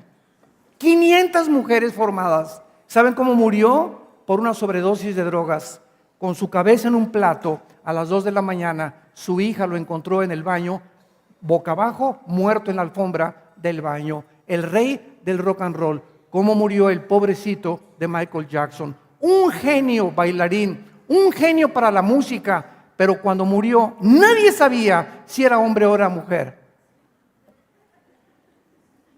Y ahora están surgiendo cantidad de personas que aseguran y confirman que fue un pederasta, que violó a más de 15, 25 niños, el rey del pop. Y así encontramos los ídolos de la gente, los políticos de la gente, los que encumbramos y les aplazamos, y las muchachas y hasta se desvisten, ¿verdad?, en los conciertos y todo. Ídolos de papel, ídolos de barro, que no duran, no pueden durar. ¿Por qué? Porque no fuimos creados para subir y alcanzar el éxito sin Dios. Y esa es la lección más difícil que el ser humano tiene que aprender. Entonces vemos de qué forma dice la Biblia que atacaron a los débiles, a los cansados, a los trabajados. Versículo 19: por tanto, cuando Jehová tu Dios te dé descanso de todos tus enemigos alrededor, en la tierra que Jehová tu Dios te da por heredad para que la poseas. Borrarás la memoria de Amalek de debajo del cielo. Vemos en primer lugar, fue un ataque cruel y salvaje. Y esto ha sido siempre la estrategia de Satanás. Atacar primero a los débiles, a los lisiados, a los cansados, a los enfermos, a los cristianos que ya tira la toalla, ya no quiero ser cristiano, ya me cansé, Dios no me contesta, y se viene con todo contra tu vida.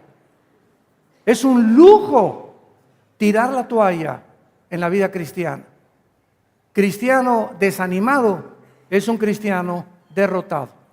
Mientras más te alejas de Dios, más va a ser el diablo para que tú puedas abortar tu destino que Dios nos ha llamado. En segundo lugar, fue un ataque sorpresivo sobre los civiles y los cansados y los débiles. Probablemente, ¿verdad?, los amalecitas investigaron la formación y no iban a atacar a los de frente, iban a atacar primero a los de la retaguardia de hasta atrás. Y miren lo que dice en el Nuevo Testamento, el libro de Efesios, capítulo 6. Antes de leer este pasaje en Efesios 6, del 10 al 13, les recuerdo algo. Todas las guerras del Antiguo Testamento, tú lees el Antiguo Testamento y son guerras y guerras y guerras y guerras y guerras. Y David y Saúl y Sansón y los jueces, guerras físicas. Todas estas guerras en el Antiguo Testamento son una ilustración de las guerras ya no físicas, espirituales del Nuevo Testamento. Entonces, ¿por qué Dios? Yo me acuerdo hace muchos años cuando comencé a estudiar teología, le preguntaba a Dios, ¿por qué tantas guerras y tantas estrategias en Deuteronomio 20? ¿Quién es a la guerra y las estrategias? ¿Por qué, Señor? Y Dios me comenzó a decir, porque todas las estrategias y los principios espirituales que en el Antiguo Testamento les di es para que ustedes ahora en el ámbito espiritual aprendan a pelear la guerra espiritual. Entonces, esta es la razón por la cual en el Antiguo Testamento eran físicas, ahora no tenemos guerra contra sangre ni contra carne. Efesios 6, 12, ¿verdad? Ya nuestros enemigos no son los comunistas. Tu enemigo, síganme con mucho cuidado, no es tu esposo tu enemigo, ni tus hijos, ni el Partido Comunista, ni Trump, ni nadie en el mundo, ni los ISIS, nadie en nuestra vida en el mundo son nuestros enemigos, sino los que se encuentran detrás de ellos. Si tú tienes a un esposo, como dijimos anoche, que te agrede, etcétera, etcétera, él no es tu enemigo. Si tú lo consideras él tu enemigo, pierdes la guerra. Ponte a orar con los demonios que trae detrás en su corazón. Son los demonios, como dijimos ayer, el odio que Satanás tiene contra ustedes, usa a los hombres. Entonces no te pongas con tu esposo, no me grites, y agarres a charolazos los dos y yo también me defiendo, no. Híncate. Tu guerra es de rodillas. Nuestra guerra es de rodillas, entendámoslo. Que hay problemas aquí en Oaxaca, es en el mundo entero. De rodillas, las iglesias ganamos la guerra, como lo vamos a demostrar. Pero hemos abandonado la oración en las iglesias, particularmente, individualmente, como matrimonios. Hemos abandonado la oración. Porque no hemos comprendido ni creído el poder que se encuentra detrás de la oración. Dice en Efesios 6, del 10 al 13, por lo demás, hermanos míos, fortalezcanse en ustedes. ¿Eso dice? Ya ven, les dije que traigan la Biblia. Las estoy calando nada más. Fortalezcámonos en el Señor y en el poder de su fuerza. ¿Saben lo que dice en el original griego? Saquen fuerzas de Dios porque ustedes no tienen ningunas. Como el celular. Si no conozco el celular y no saca la energía de la electricidad, mi celular no funciona. ¿Cómo espero pelear contra el diablo y contra mi esposo y cambiar a mis hijos y que cambie el trabajo si no tengo fuerzas? Si estoy peleando la vida cristiana en la carne. He abandonado completamente a Dios y voy a ser derrotado. Y vas a vivir frustrada.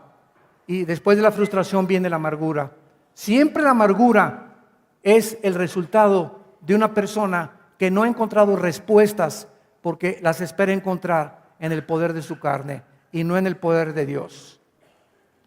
Fortalezcanse en el Señor y en el poder de la fuerza de Dios.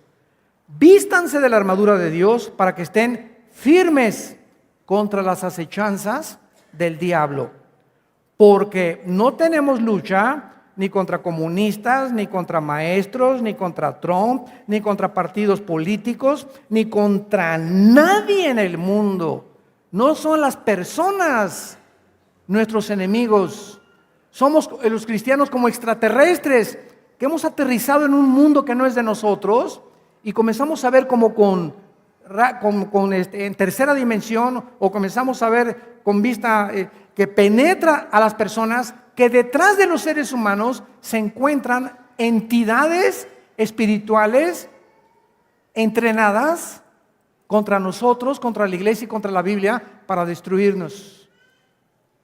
Y si tú ves a la persona como tu enemigo o el partido, lo que tú seas, pierdes la guerra. Hace mucho tiempo, en un departamento, había una familia y el departamento de junto donde vivían, bueno, a las 2, 3 de la mañana, pura música del Chente, ¿verdad? Y pura mariachis y viva Pancho Villa y jajaja y jijijo. Y no dejaban dormir a esta familia cristiana. Y entonces llegaron a la iglesia y me preguntaron, oye hermano, ya tenemos una semana desvelados y no podemos dormir.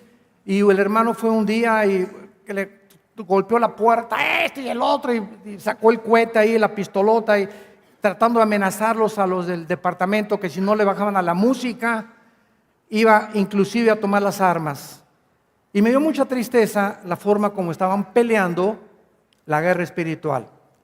Entonces les dije, se han equivocado ustedes de estrategia, porque esta no es la estrategia que Dios nos ha dado para ganar la victoria. Y entonces me preguntaron, ¿qué hacemos? Y les dije, hínquense. Pónganse a orar como familia. Señor, calla esa música. En el nombre de Jesús. Pónganse a orar y Dios contesta la oración. Y Señor, esos demonios que son los que están detrás de los vecinos, no son los vecinos, son los chamucos que traen ellos, que nos quieren quitar el sueño y nos quieren quitar nuestra paz y nos quieren que actuemos en la carne con violencia, porque es el propósito de Satanás, sacarte del camino espiritual para que actúes en la carne, y ahí pierdes. Y ahí te tiene el diablo, porque nuestra lucha no es contra sangre ni contra carne, sino contra las entidades que se encuentran. Esta familia comenzaron a orar y a los 2 días les dije, vayan y cocinen un pastel y llévenselos de regalo. Porque no podemos vencer el mal con el mal, sino el bien con el mal con el bien. Porque si tú contestas de acuerdo al mal, pierdes completamente la guerra. Porque la venganza es de Dios, no es de nosotros. Entonces llegaron con un pastel, se los dieron a las vecinas, les dieron compartieron unos folletos del Evangelio de Salvación, y al otro día, sin que ellos les dijeran nada, jamás volvieron a alterar la música después de las 10 de la noche. Ganaron la guerra porque Dios es fiel. Pruébalo, dice el Señor, pruébame, y vas a ver que te voy a responder mucho más abundante, Efesios 3:20, de lo que tú me pides o lo que tú entiendes. Según el poder que actúa en nosotros. ¿Cuál es el poder que actúa en nosotros? El poder de la oración. Vemos entonces, ¿verdad?, que dice aquí en Efesios 6, versículo 13, por tanto, vean esto con mucho cuidado. Tomen la armadura de Dios para que puedan, ¿qué cosa? Atacar.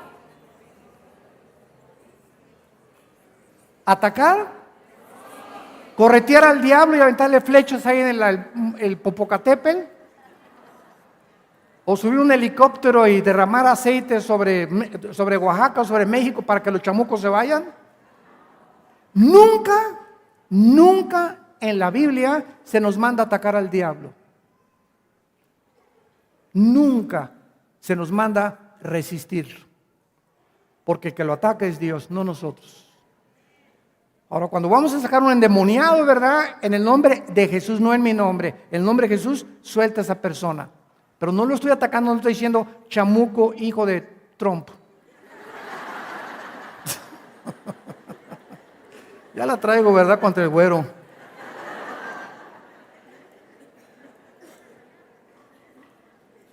O hijo de tal por cual, ¿verdad? ¿Se acuerdan ustedes en el libro de Judas, antes del Apocalipsis, que el arcángel Miguel, cuando el diablo andaba buscando el cuerpo de Moisés, ahora lo sabemos? Yo me preguntaba, ¿para qué quería el diablo el cuerpo de Moisés? Ahora, con los descubrimientos de la genética moderna y el genoma humano, ahora yo entiendo que tal vez estaba buscando el cuerpo de Moisés para clonarlo o para convertirlo en un objeto de adoración. Y el arcángel Miguel, dice la Biblia, no se atrevió, el arcángel Miguel no se atrevió a condenar al diablo, sino que le dijo, el Señor te reprende. Entonces tengamos cuidado, ¿verdad? Para que seamos bíblicos y entendamos cómo es la guerra espiritual. Tomemos la armadura de Dios para que podamos resistir nada más en el día malo y habiendo acabado, estar firmes. Entonces, esta es la forma en la que nosotros debemos de pelear en la guerra espiritual. Y en tercer lugar, fue un ataque para exterminar a Israel de la faz de la tierra. En otras palabras, estos hombres salvajes, los amalecitas, llevaban toda la intención, no de pelear contra Israel, atacar a retaguardia, ir avanzando poco a poco, ni hacerlos esclavos, los querían exterminar. Lo enseña el Salmo 83, donde dice que han maquinado las naciones alrededor de Israel el propósito de exterminarlos. Ahora entiende esto.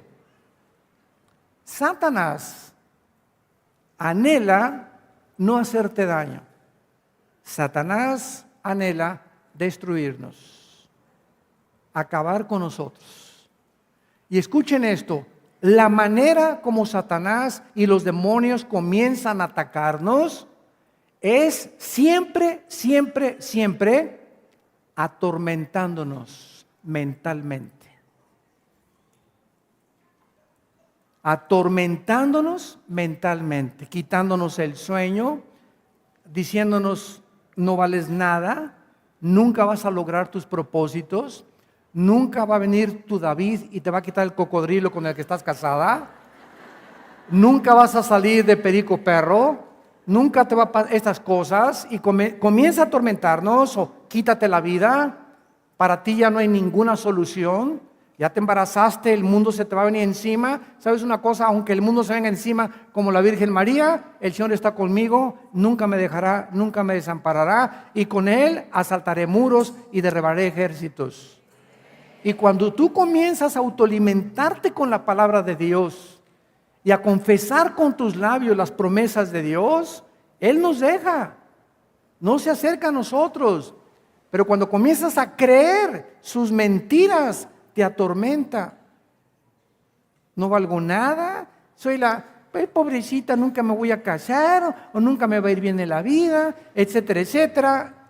El tormento es la medida en que debilita la mente, y por eso la psicología moderna, al no entender que los problemas del ser humano no son psíquicos, no son mentales, es una raíz mucho más profunda, se ve imposibilitada la psicología y la psiquiatría para tratar con los problemas mentales, que les llaman esquizofrenia, paranoia, psicosis, psicopatías, patologías, etcétera, etcétera, porque el problema es espiritual. Y como no saben cómo tratar los problemas, ¿qué tienen que hacer? Tómate 2 chochos en la mañana y 2 chochos en la noche, para que en la noche no huyes como coyota.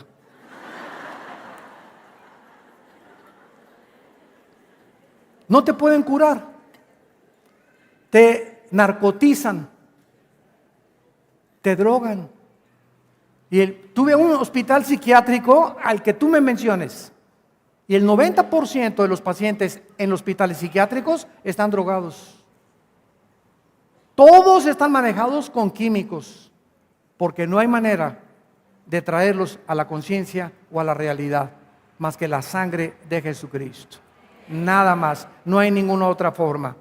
Ahora, y en último lugar, aquí en este pasaje, estos amalecitas debieron haber conocido que estos israelitas, al cruzar el desierto, no debían entrar a Canaán. ¿Qué interés tenían los amalecitas de decir, bueno, ¿por qué estamos interesados? Que pasen y no nos molestan a nosotros? Pero los atacaron, porque los amalecitas no eran seres humanos, había demonios detrás de ellos, y los que los impulsaron a atacar a Israel no querían que llegaran a la tierra prometida. Escúchame muy bien, de la misma manera los demonios saben quiénes somos nosotros y hacia dónde nos dirigimos. Vean ustedes el libro de Hechos, capítulo 19, en el Nuevo Testamento. Veamos un caso donde los apóstoles han llegado ya a un lugar y donde Pablo comienza a predicar. Y dice Hechos 19, 13 en adelante. Algunos de los judíos exorcistas ambulantes intentaron invocar el nombre del Señor Jesús sobre los que tenían espíritus malos, diciendo: os conjuro por Jesús, el que predica Pablo. Había 7 hijos de un tal Esceva, judío, jefe de los sacerdotes, que hacían esto. Pero respondiendo el espíritu malo, dijo: a Jesús conozco y sé quién es Pablo. Este demonio sabía que Pablo tenía el Espíritu Santo y que los otros que querían sacar los demonios no los tenían. Los demonios saben quiénes de nosotros realmente le pertenecemos a Dios. Por eso un demonio no se sale con un escapulario, ni con una agua bendita, ni con un crucifijo. Te puedes pasar ahí 5 horas y salte, salte, salte. A ellos solamente los saca el Espíritu Santo. Y si tú no tienes al Espíritu Santo, te van a lastimar y te van a hacer daño. Y dice la Biblia: y sé quién es Pablo, pero ustedes ¿quiénes son? Y el hombre en quien estaba el espíritu malo, saltando sobre ellos y dominándolos, pudo más que ellos, de tal manera que huyeron de aquella casa desnudos y heridos. El diablo sabe quiénes somos, quiénes tenemos de veras al Espíritu de Dios, quiénes hemos nacido de nuevo. Mañana vamos a hablar extensamente sobre el nuevo nacimiento, para explicar lo que sucede cuando una persona se convierte a Jesucristo. Ahora, finalmente, en el versículo 10 de nuestro pasaje de Éxodo 17, dice la Biblia que Josué hizo como le dijo Moisés. Éxodo 17, versículo 10. Y Moisés y Aarón y Hur subieron a la cumbre del collado. Hur era hijo de Aarón, eran de la misma familia los dos, y subieron a la cumbre del collado. Y cuando Moisés alzaba las manos, abajo en el campo prevalecía Moisés, prevalecía Josué. Escuchen esto: todas las batallas que ganemos aquí abajo en la tierra, en el matrimonio, con los hijos, en el trabajo, como Estado, políticamente, religiosamente, no vamos a ganarlas más que de rodillas. En el momento que oramos, sucede esto: allá arriba en el cielo ponemos en acción a entidades espirituales y el poder de Dios. Y es desde el cielo donde se ganan las batallas aquí en la tierra. Y si tú te olvidas del cielo y de la oración y tratas de pelear físicamente como en el Antiguo Testamento contra tus enemigos, contra tu esposo, contra tus hijos hijo, eres un borracho, hijo, eres un marihuano. Así nunca vas a poder convencer a tu hijo. El que lo va a convencer es Dios. Y Dios actúa solamente a través de la oración. Entonces, esto es algo muy importante que nosotros tenemos que aprender. Los amalecitas descendían de Esaú. Y Esaú era el padre de todos los que descendieron y padre de Esaú a través de Jacob. Y en otras palabras, eran los primos lejanos de los judíos. Y Josué era muy joven en ese tiempo. Y aparentemente, ¿verdad? Ya era el secretario particular de Moisés. Y cuando José bajaba a pelear y Moisés levantaba las manos, ganaba Israel. Cuando Moisés bajaba las manos, cuando dejamos la oración, vamos a perder. Si comprendemos esto, vamos a vivir de rodillas todos los días. Cuando los discípulos vieron a Jesucristo sacar demonios y sanar a los enfermos, nunca los discípulos le dijeron a Jesucristo: enséñanos a sacar demonios o a sanar enfermos. ¿Cuál es tu poder? Los discípulos descubrieron que el poder de Cristo se encontraba en la oración. Veamos en el Nuevo Testamento dos pasajes, uno en Lucas, capítulo 6, versículo 12. En aquellos días se fue al monte a orar y pasó media hora orando. ¿Eso dice? Cristo, el Hijo de Dios. Vamos a tratar de el Hijo de Dios. Se pasó 8 horas orando en la noche. ¿Se imaginan emplear una noche entera de rodillas? Ahora, no es importante esto, ¿verdad? No quiero decir que a fuerza te tienes que hincar. Por ejemplo, yo en mi caso particular, yo estoy acostumbrado a hincarme. Pero si tú te molesta y puedes orar sentado o acostado, ¿verdad? El problema de estar acostado es que nos quedamos dormidos. Me ha pasado muchas veces. Entonces yo mejor me levanto a las 3, 4 de la mañana, ¿verdad? Y me hinco. Y así es como puedo, por lo menos así funciona conmigo. No sé contigo, pero tienes que buscar la forma en la que ores y puedas pasar tiempo con Dios en la posición más confortable que puedas para no dormirte. Entonces vemos a Cristo pasar toda la noche orando. Ahora bien, el Evangelio de Marcos, más claro, capítulo 1, versículo 35. Lucas 1, 35. Levantándose muy de mañana, siendo aún oscuro. ¿A qué hora sale la luz aquí en Oaxaca? ¿A las 7, 6:30? Estamos hablando a las 5 de la mañana. Cristo se levantaba como a las 5 de la mañana, aquí en Oaxaca. Y dice, número 1, 2, se fue a un lugar desierto. Unos dicen que por los ronquidos de Pedro. Pero ¿saben lo que significa esto? Que cuando estemos orando, que no esté el niño llorando, ni el perico, ni el perro, ni los ruidos de los camiones. Busquemos un tiempo en la madrugada, lo más silencioso que podamos encontrar y sin que no esté nadie alrededor. Esto es mi tiempo devocional con Dios diario. Otras son las reuniones de oración en la iglesia y con otros hermanos, pero todos tenemos que tener un tiempo individual con Dios. En un lugar donde no se escuche absolutamente nada. ¿Por qué? Porque Dios nos habla en el silencio. Tú no puedes estar orando con el radio prendido, ni con alabanzas tampoco. ¿Por qué se llevó Dios 40 años a un desierto a Moisés? 40 años viendo lagartijas. 40 años no había música, no había internet, no había iPhone, no había nada.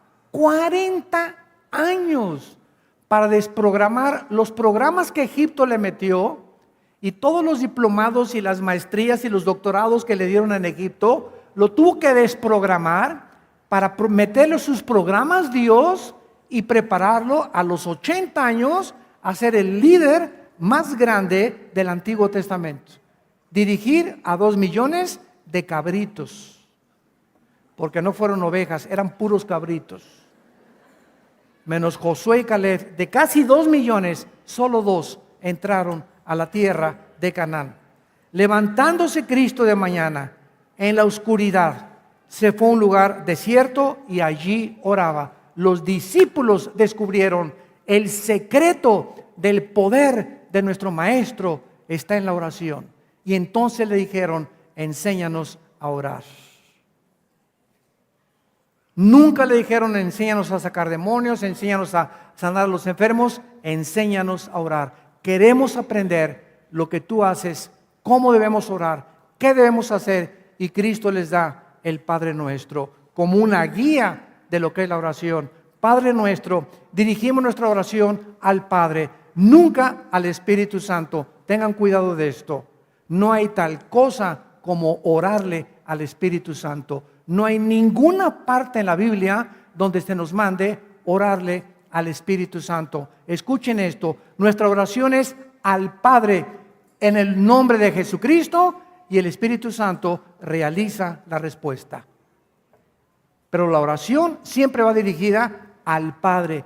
Padre Santo que estás en los cielos, santificado sea tu nombre. Antes de pedirte nada, estoy delante de un Dios santo.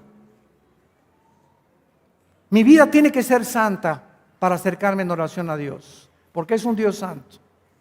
Santificado sea tu nombre. Y si tú eres un Dios santo y yo me acerco a ti sucio o sucia y espero que tú me contestes la oración, no te va a contestar Dios.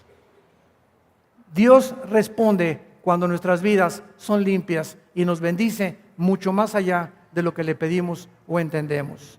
Oremos. Padre, te damos gracias en esta mañana por corrernos el velo del mundo espiritual y enseñarnos que la victoria de nuestras vidas no depende de ninguna técnica humana. Tenemos que huir de todas las técnicas y las medicinas humanas en el sentido de curar el espíritu y no podemos confiar jamás en ninguna otra cosa más que en la oración. Te damos gracias, Señor, porque tu palabra dice, alma mía, en Dios solamente reposa, porque de Él es mi esperanza. Tú eres nuestra roca, tú eres nuestra salvación, tú eres nuestro refugio, no resbalaremos. En ti esperamos todo el tiempo, oh Dios. Derramamos hoy nuestro corazón delante de ti, porque tú eres nuestra roca. Alzaré mis ojos y preguntaré de dónde vendrá mi socorro. Nuestro socorro proviene siempre de ti. Nunca te dormirás, tú que has guardado a Israel, y nunca nos dejarás ni nos abandonarás. Señor, enséñale a tu pueblo a orar, a que tengan la disciplina, porque requiere de disciplina, que mientras vivamos de rodillas, tenemos las victorias garantizadas, porque es la forma en la que tú actúas, para que podamos aumentar la oración en nuestras vidas y podamos ser un pueblo fuerte, vigorizado con tu espíritu y con tu palabra, creciendo en la gracia y el conocimiento de Jesucristo y yendo de victoria en victoria en Cristo Jesús, en quien oramos, te alabamos y te bendecimos. Amén.